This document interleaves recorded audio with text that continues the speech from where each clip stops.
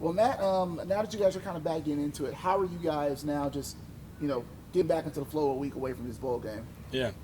Um, yeah, I love this time of year. It's like, this is why I like spring ball so much. It's just right now we're just kind of playing ball, and although there's some wrinkles of things we're doing that are Utah State specific, maybe a little bit more today and things like that are opponent specific. But for the most part, it's just been good on good playing football with nothing other than the result of the play on the line. No game or anything obviously. So just playing football and having fun. It's been good to get back out on the grass after a couple weeks recruiting. And now it's a week away from the game. Do you guys feel like, the rust is kind of worn off and you guys are kind of like in that mode now where there's a game to prepare for?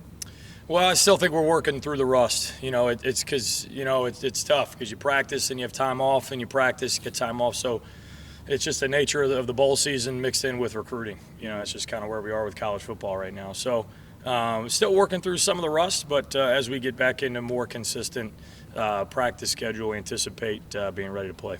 You've talked about in the past just about how much of a fan you are of the sport and the pageantry of it all. Sure. This being the bowl game, different than the regular season games, are you seeing this any differently with it being a little bit? Yeah, a little bit. It's so easy to lose sight of that this is supposed to be fun. The football's supposed to be fun, and it's a game. And it's a blessing that we're able to coach it and play it and be a part of it and whatever our role is. But in particular the bowl. The bowl is a reward. There's half of college football, they don't get to go to a bowl. So we're maybe having a little more fun. Designed fun. I hate to say forced fun. I don't want to say that, but we're trying to mix some things up. Just in the way we run meetings defensively, and we did a little bit different deal at practice today that turned out to be fun and actually really competitive. So, we're trying to make sure they enjoy it and know that, hey, although we want to grind and continue to develop and finish strong, we also worked really hard to get to this bowl game, and we want to enjoy it. And I know obviously there's one more game with the bowl game, but just going through a full season, first regular season here with Memphis, how has it been for you now that you're towards the tail end of it? For me, it's been outstanding. I really, I couldn't find anything to complain about. There's plenty. I have a laundry list of things that I can improve on and personally and do better and look forward to next year. But it's been a wonderful experience for me. I love our players, I love our staff, and I love the city. So it's been very rewarding for me. And when you first got here, I asked some players about how it had been coached with Coach Barnes, and a couple of them, before they said anything about you're on your field, they just said that, you can tell that he loves his guys, he loves his players, and it seems like, from what I've heard from them, you kind of coach with loving your players first. Being in this position, why is that part so important, that your players know that, like, beyond anything, that the care is there? Yeah. I love human beings. I just love people. So I love everybody. Try to make an effort to love everyone. But, in particular, our players, it's hard not to love them. They work so hard for you, and they try to do everything you ask them to do. It's hard not to love them. And, fortunately, I think a byproduct of that is if you really want to coach a player the right way, and, I'm hard on them. It's not like I don't, I'm hard on them too, believe me. And in order to do that and be able to reach them and still be hard on them and coach them that way, they got to know you love them. They got to know at least you care about them. Because it's hard to hear that. It's an ego shock for everyone. So, if you don't love them, you're going to struggle. Fortunately, our guys are easy to love.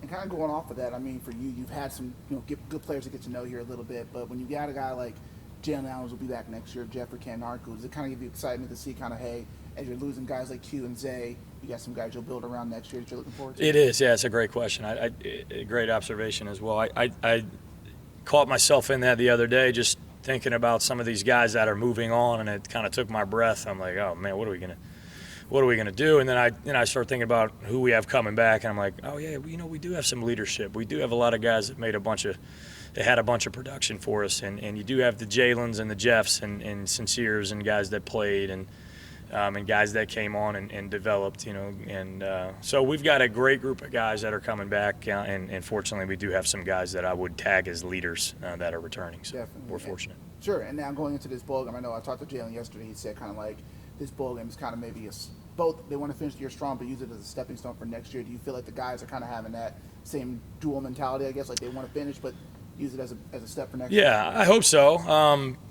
you know, we just every day we line up against somebody, we want to be at our best, and it does. You know, on that day we'll play Utah State. You know, in the previous day we'll practice hard against each other. You know, we want to compete in everything we do. It's a process. You know, and because it is a process, it would feel great to carry a bowl win into next season and to cap this year off with an exclamation point. But we are, you know, process oriented. So, you know, every time we put them on, we want to be at our best. And how do you guys, you know, Ryan Silverfield said, you know, I'm spending Christmas with my family, the football family. Being able to, you know, spending the holiday with these guys, Yeah. how do you kind of intertwine that, you know, when that, you know, Christmas is going to be also kind of like a business trip? Yeah, you know, it's tough. It's like anything else. You know, it's gray. There's some great advantages and things we love about it, and there's some downside to it. You know, yeah, I love our football family, and I'm very, very thankful and grateful that we'll be able to spend some time together, and I'm very grateful that my family will be able to participate in that as well. And that's something my family's here all the time or frequently, and you know, kind of to the question that was asked before, but about the caring about guys and loving guys, and I think that helps too. You know, I see my son all the time; he's here, and they care about him, and it just makes it feel like more of a family. So in that regard, Christmas will be spent with family. So something to look forward to.